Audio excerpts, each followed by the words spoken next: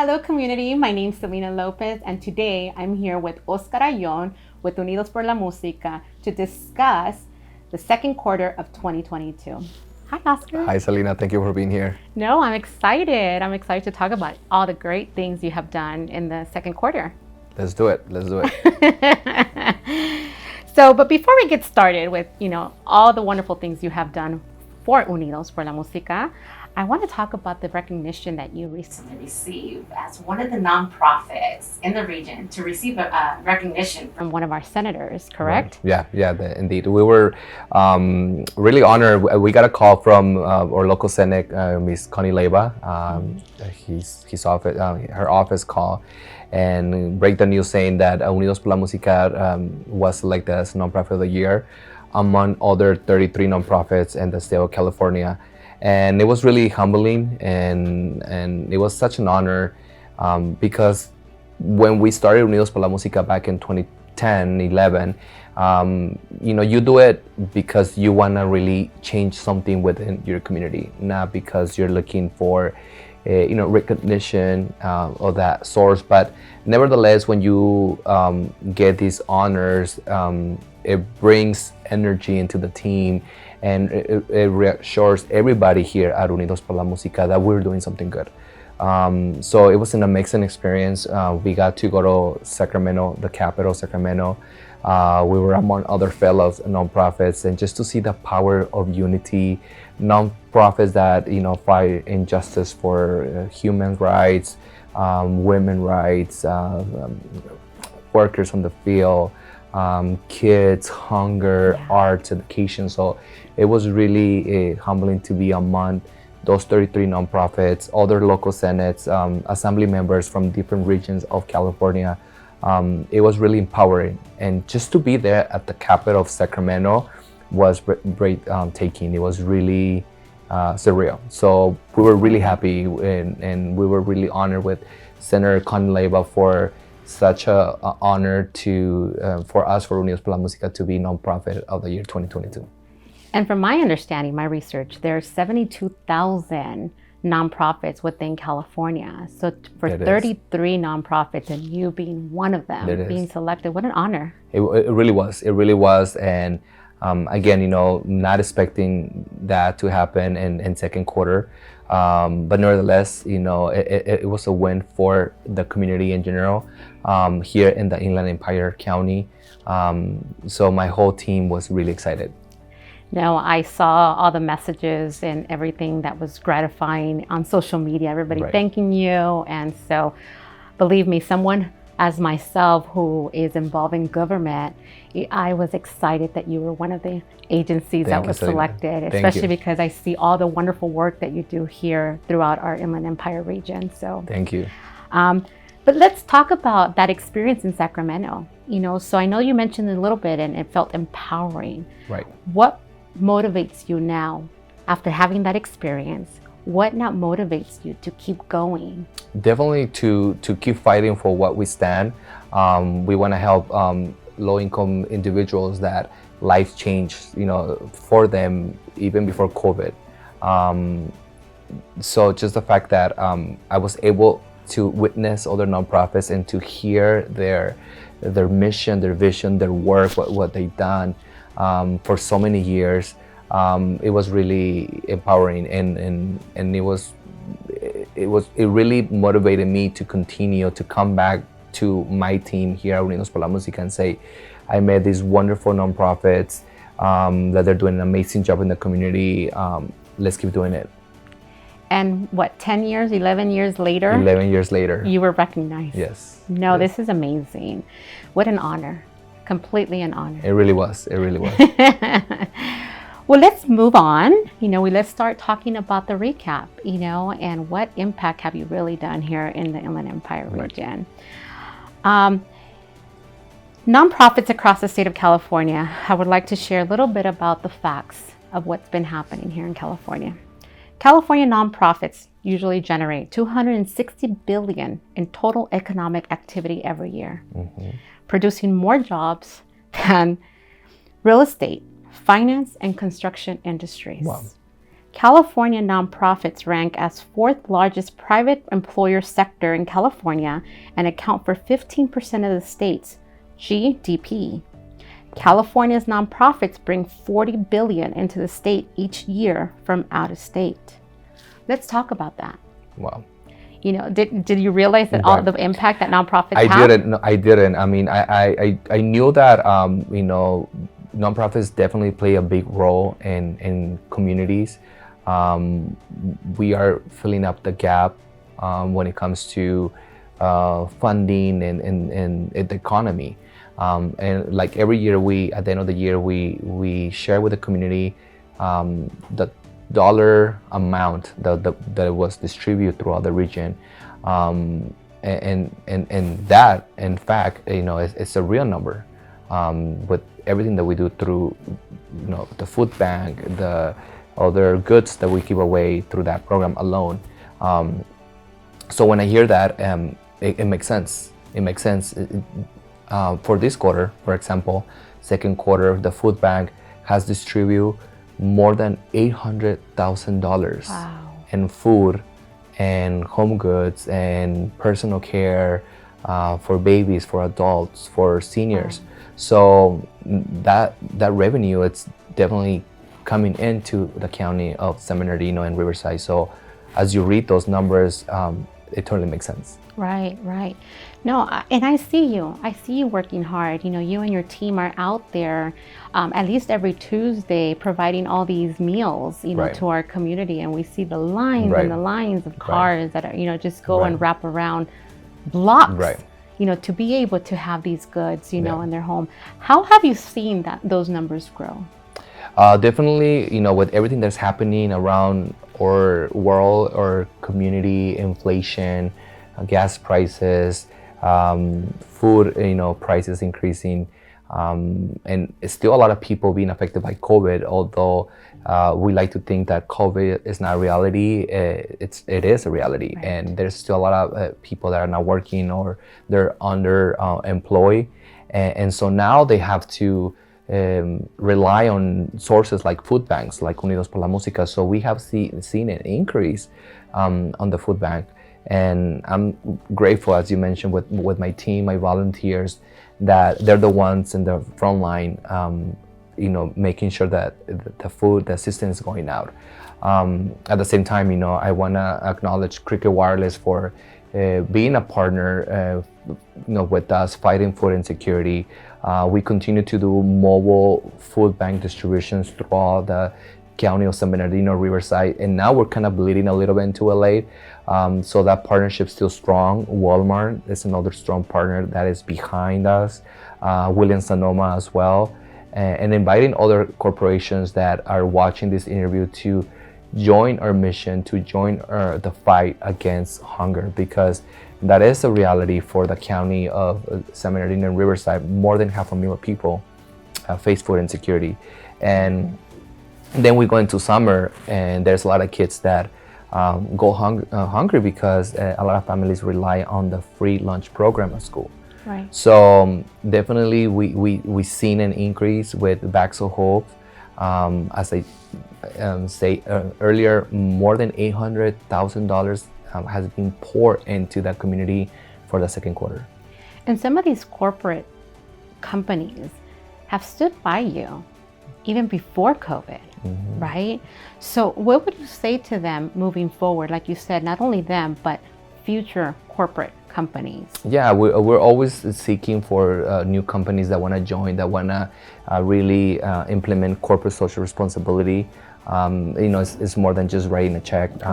You know, we're inviting them to be part of Unidos Por La Musica, really get involved in our local communities, especially if you're doing business. Show the community that you're not just here for business, but you're also here because you care about your local residents, your local families. Right. And how would they get in touch with you? They could do it through Instagram, Unidos Por La Musica _, or they can also check our website, which is uplmnonprofit.org. And by them going to your Instagram and all your social media pages, they will see everything that you're currently doing, correct? Right. All the impact, yes. Great, great. So we talked about the impact that you've done with your food pantry service program, but let's talk more about that. Let's talk numbers, because obviously corporations want those numbers, right? What is the impact? You mentioned a little bit, but let's talk about exactly some of those numbers that you might have that you did spent, during the second quarter. Right. So every family, every individual that comes to the food bank, they take a box of food that is feeding around 6 to 8 members. Okay. So every week we're looking at 200 families. So if you do the number there, we're feeding close to 3,000 meals per week. Per week. Right. So so that is a huge impact, and that continues to grow, right? So again, inviting the community, the local corporations to really join our mission or fight against food insecurity. But those numbers are huge. So we closed second quarter, I want to say, with close to 15,000 people that were fed through our weekly distributions at our local center here in the city of Ontario, but also with our mobile unit that goes into different cities of Riverside, San Bernardino. And so that's where those numbers are coming from. Right. What an impact. I mean, it's amazing. It's amazing the amount of work that you do and all the services that you provide. So we know that hunger and poverty are primarily caused by social injustices, like low wages that we're seeing right now with part-time jobs, no benefits, right? No health care, inequity in education and transit, racism, sexism, homophobia, and environmental destruction that creates barriers for food, land, knowledge, and resources, impacting generations of communities worldwide. Right.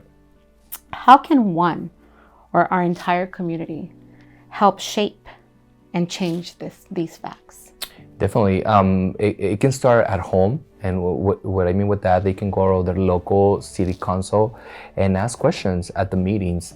What are you doing for our seniors, per se? What are you doing for these kids that are going to go on break for the summer? Where can they get their meals? So you can start moving policy there.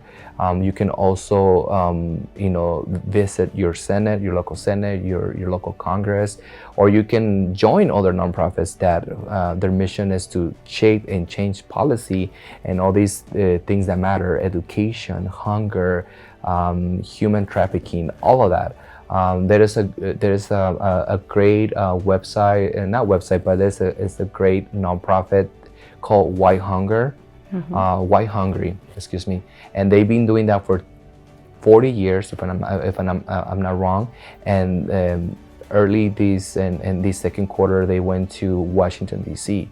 to change policy, to ask Senate, Congress to look into the funding that goes into schools, communities, nutrition, all of that, USDA, all of that. So if you wanna kind of change that, shape that, you can start at your own city by visiting your local council meetings.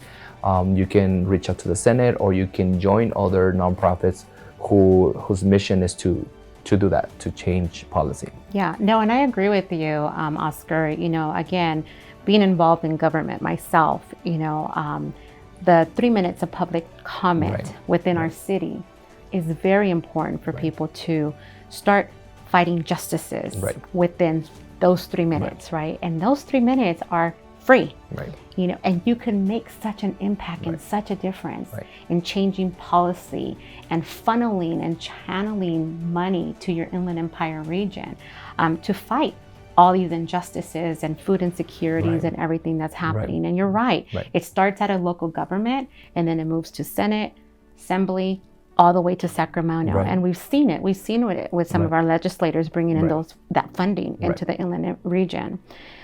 So no, we want to encourage everyone to start there, and nonprofits like yourself need these type of funding in order to do your work. So No, I agree with you, and we need to fight that. Right. There's two types of organizations. Like I like to say, there's nonprofit like Unidos that are here front of the line providing the resources, and there's other organizations that focus on that policy changing, that they're fighting, they're advocating, they're doing rallies, they're going to all the way to Washington D.C., writing letters. Correct. All of that, so.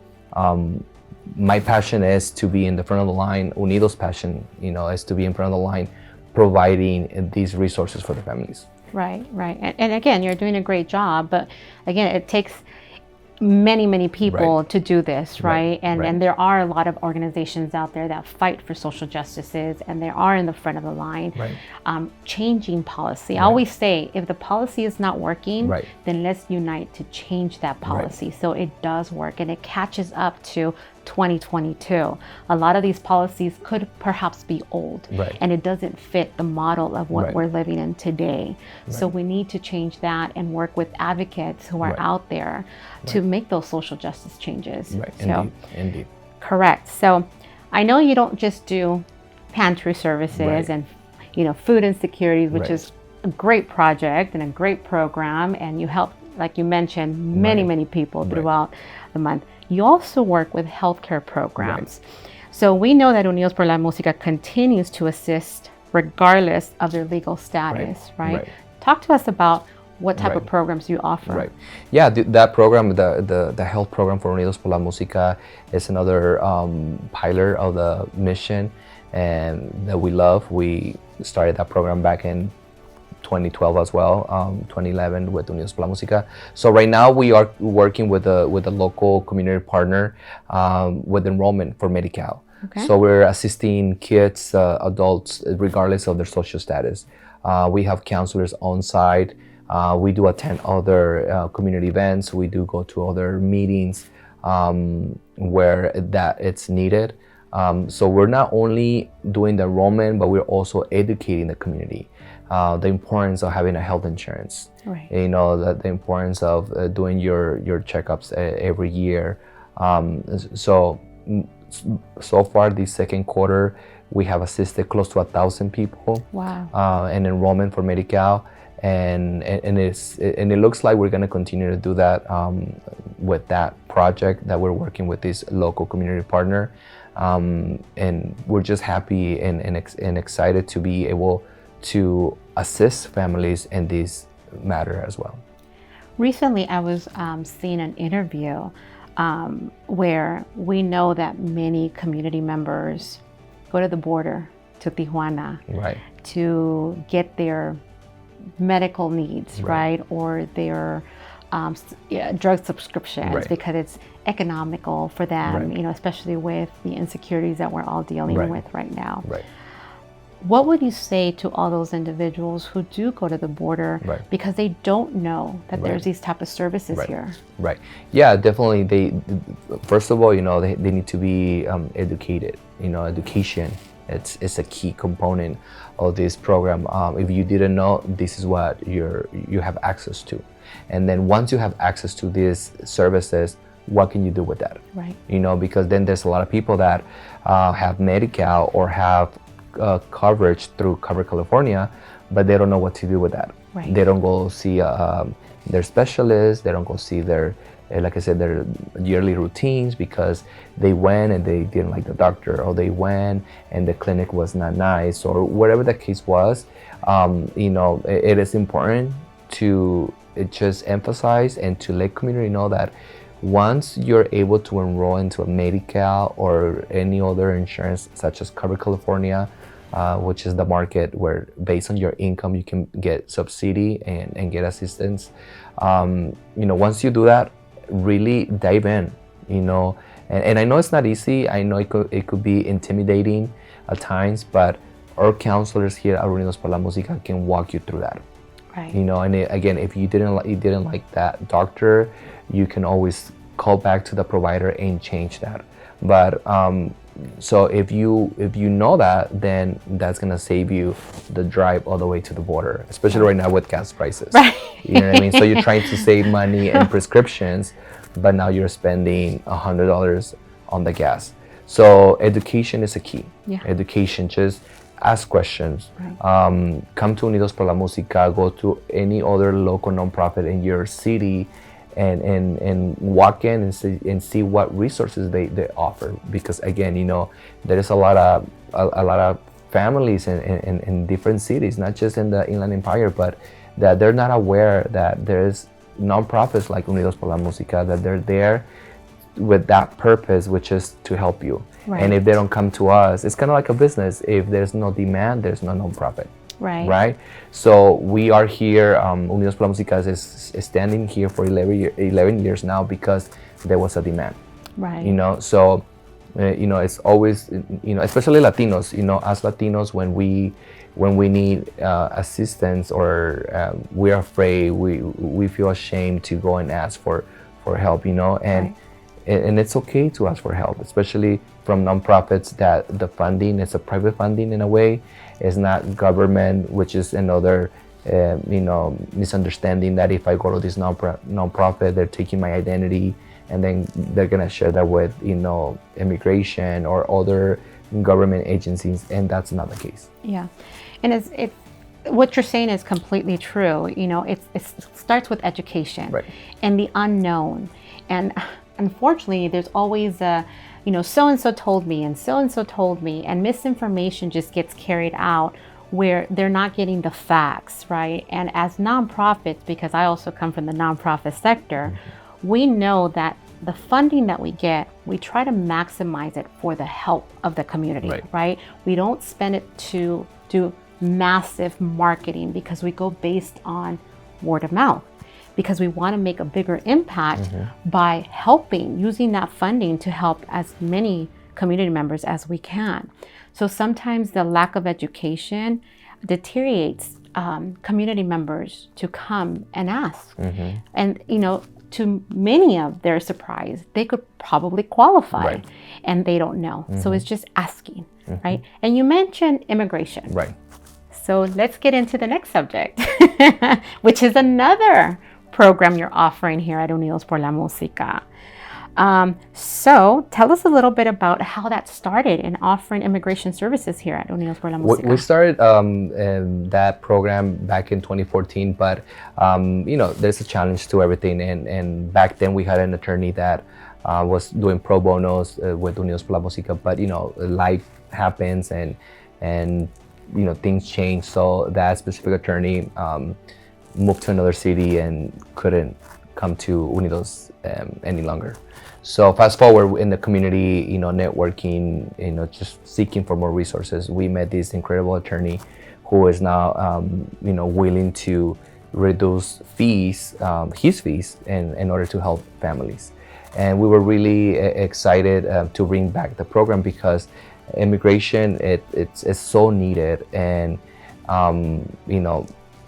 if we want to change policy, if we want to change our local community, society, then we need to be working on that immigration portion of our lives. If you're ready to become a U.S. citizen, become a U.S. citizen. If you're ready to apply for a green card, apply for a green card. And one of the concerns that we had was that a lot of people in the community do get the wrong info. They're just taking advantage by other people who are not attorneys, per se. So like a notary, right? So that program is helping our local community become a green card holder, become a U.S. citizen, and we actually just got a grant where we're helping to pay with the attorney fees. Wow. So usually, just to give an example, to ask for a petition, it's anywhere between $3,000 to $4,000. So with this grant, we're gonna reduce that fee. So if people who are watching would like to get more info on that, go to the website, go to the Instagram, Unidos Por La Musica _, and you can do the assessment and see if you qualify for that assistance. Again, we want Latinos to be empowered and become U.S. citizens and vote. Elections are coming up. They're not too far, around the corner. So really exciting with that program. Right. And I agree. The general elections are Right. coming, in November. Right. And I know many who have become citizens Right. already, but they say, Selena, where do I register to vote? I want to now vote. Now that I'm a citizen, I want to vote. So you see that sense of commitment, that, like you mentioned, empowerment. Now that I'm a citizen, I want to contribute to society and my community by not just voting, but now they're taxpayers, and now everything. They're really contributors to the country, the American dream, right? The American dream. Everybody wants to be a part of the American dream. And so, but how did this start? How did this vision start, to start this immigration services here at Unidos? Really just people calling and trying to see what other resources and asking for that program for immigration. Do you guys do, petitions? Can you guys help me renew my green card? Can you guys, I'm ready to become a U.S. citizen. Do you guys offer that? So it was the demand really that made us look for an attorney. And again, we were blessed enough to partner up with this local attorney that is now coming here on a weekly basis to meet with people, do free consultations, review cases, and say, yes, you do have a case, especially for people who are applying for Visa U. Visa U is for if you were a victim of a crime. Well, not all crimes qualify. Right. There's a process. You still, there's a report, but then you need to go to the police department and just all these steps that are needed, and a lot of people don't know that. But and there's a lot of people out there with great cases that can become a green card holder because of the U visa. Right. So that's exciting. I came to the U.S. not being legal, and to compare my life when I was with no status to now having status, it's a life changing. And you see that your dreams are clear now. You can, all you have to do is just focus and work for that. But so that's how it started, and that's what we're doing right now. We want to take care of the community so that they're not taken advantage by other people out there giving the wrong info. Yeah. And you brought a little bit about your personal life, right? You brought your own personal testimony, and that's your drive as well. And bringing that education to the community. And that's what I always say, when people start talking about immigration services and, community members who perhaps don't have immigration status here in this country, but they want to. They're here to work. They're here to make a difference. You came here, like you mentioned, illegal, and now you became a citizen and you decided to change things around, not only to make an impact in your community, and which you have been doing, but to now empower the community to do it for themselves. And that's beautiful, because now you're becoming almost like an entrepreneur, and now you're having all these community events to generate money to bring it back to your programs in the nonprofit sector. So you recently announced, I saw on your social media, if you haven't seen it, breaking news. Just end. Breaking news. You are going to have a concert. You've done these concerts before, so this is nothing new. But this is now a massive level with a great partnership. Tell us more about this concert, because I don't want to tell. Super excited. As you mentioned, Unidos Por La Musica, 70% of the budget comes from these benefit concerts and community festivals. And as you know, the pandemic happened and we were affected as well. We couldn't launch or do any concerts or festivals. And so fast forward from 2020 to 2022, we had created a partnership with one of the biggest promoters in the business industry, entertainment industry, Bobby D. And so we are hosting a benefit concert at our local Toyota Arena here in the city of Ontario with Banda MS. So that's super awesome. Excited. Yes. It's a dream come true. It's a win for everybody in the community, not just for Unidos Por La Musica. But again, I just want to send a quick shout out to Bobby D for believing in Unidos Por La Musica. When we met with him, his leadership at some point, and he said, I love what you guys are doing with Unidos Por La Musica. Anything that involves kids and helping, I'm in. And so November 5th is when we're hosting this benefit concert with Banda MS. So super excited. And then finally, we're bringing back the festivals again. We're doing Fiestas Patrias, we're doing Dia de los Muertos, we're doing Thanksgiving and Christmas. And I'm excited because, again, we're doing a partnership with our local Chamber of Commerce, Unity. You know, we always talk about the power of unity. So we're coming together to bring entertainment to their families, but also to fundraise for what we do here at Unidos Por La Musica. Right. No, I'm excited for all these partnerships that are coming to fruition. Other Latinos, right? And coming in together to empower each other, to progress, to show that we can do this and we will do this, right? And not only for our own benefit to create more opportunities, more jobs, continue to feed our communities, to continue to empower communities, but to understand that unity works, right? The power of unity works. Together, if we progress together, we can make a difference. And to create memories with your families, because for those who are watching and they're not from the Inland Empire, we are maybe like an hour and 20 minutes from LA County, and everything happens in LA. All the entertainment, you know, but there is a large population of families in that San Bernardino and Riverside County that don't want to drive to LA because they don't have the means. You know, it's again, gas is so expensive. So what I like about these festivals, other than doing the fundraising for the programs, is to see families come together and make that a memory. Taking a picture, eating a corn, tamales, tacos, all of that, you know. So to me, when I see families really having fun in their own backyard, to me, is priceless. Right. No, it's beautiful. And what you're doing as a whole is beautiful, Oscar, you know, and I know that you have a great team and a great board who supports you through this journey. And you have done, again, absolutely amazing. And you mentioned you're partnering with Bobby Dees, who also has a history of coming from the bottom to the top, you know. The Ontario Hispanic Chamber of Commerce, who works with all the small businesses, you know, in the city of Ontario. So a lot of great partnerships. And I see that, especially in the city of Ontario, when there's 80% Latinos, how it's important to partner in order to move forward, you know. So, and that's the only way. Yes, that's the only way to do it. That's the only Come way. together and really make an impact.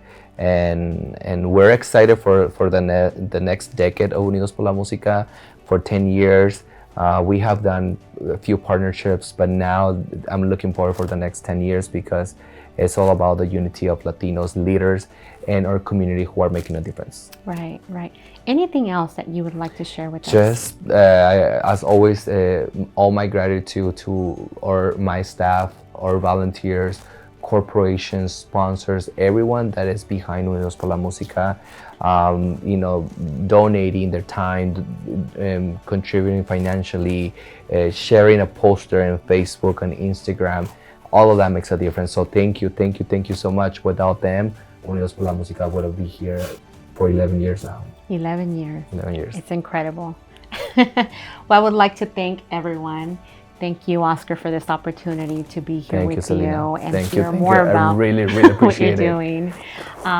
But everyone, continue to support Unidos Por La Musica. If you're not already following them on social media, share, like, comment. All that matters, right? Nice things, though. Nice things. All nice things. And, you know, keep looking because there's a lot of exciting things coming our way. Right, Oscar? Indeed. Thank you again. And till next time, thank you for the recap second quarter, and we'll come back for third quarter. Thank you. Bye, everyone.